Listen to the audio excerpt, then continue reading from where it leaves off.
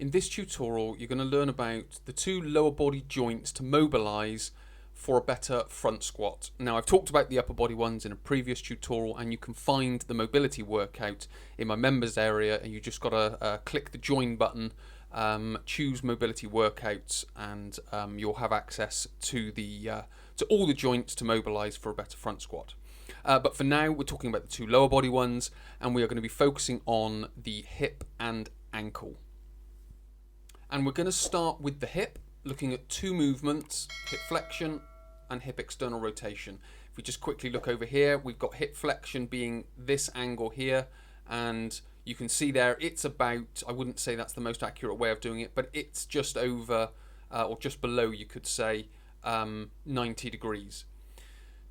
Hip external rotation, we can identify that by the knees coming outwards, or if my feet were off the floor, my feet would probably come outwards as well, and obviously the same on this side as well. So that's what we want to create. That's going to help us get down lower into the front squat, and also it's going to help us maintain a much more upright torso, which is then going to help the arms come up into this position, so on and so forth. So the more the knees can come forward, the further forward the center of gravity comes, the more upright the body, the easier it is on the shoulders, the elbows, and also the wrists. So it's all of these joints need to work together. There's no one joint that needs to dominate over the other.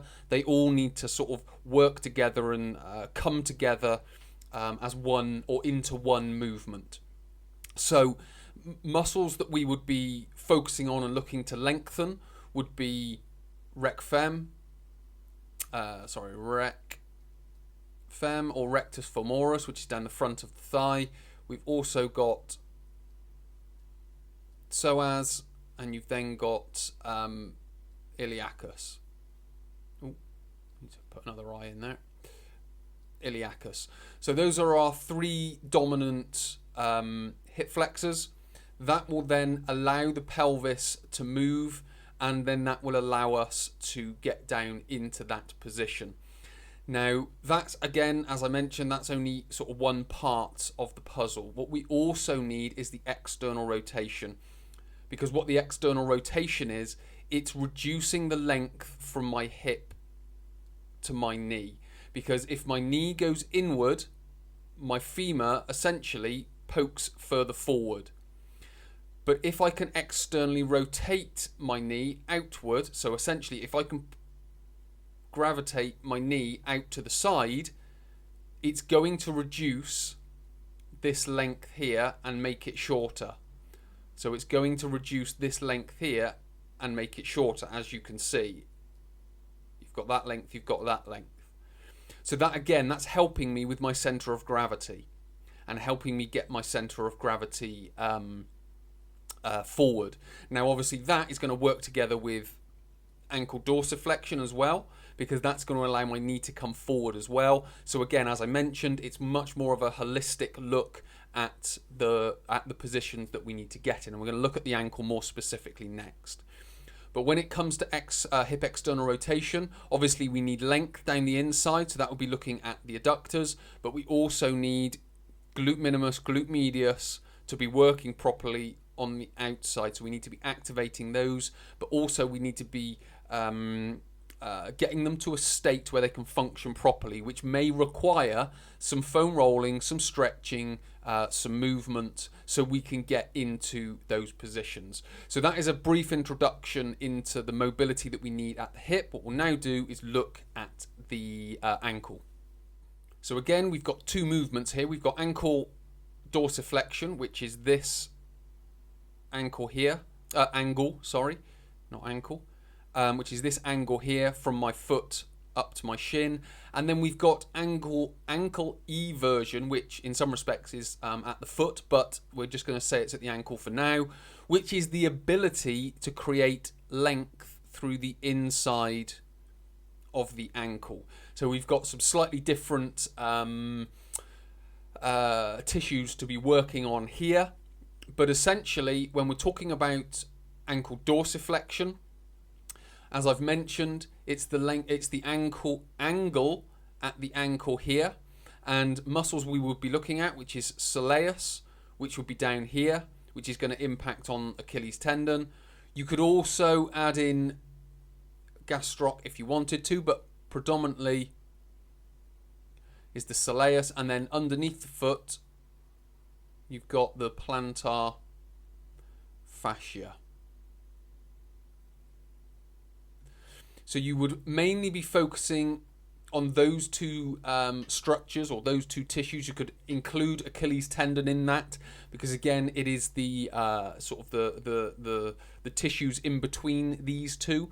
So we've got that. What that's doing, as I've mentioned in looking at the hip, if we can increase our ankle dorsiflexion, this is going to allow our knee to come forward, which is going to allow our centre of gravity to come forward, which is going to allow our body to stay more upright, maintain the neutral, or make it easier to maintain the neutral posture as long as we've got the hips working properly. And then again, thoracic extension, shoulder mobility, or shoulder joint mobility. You've then got shoulder girdle, and also wrist is going to be made easier because the body is able to stay more upright.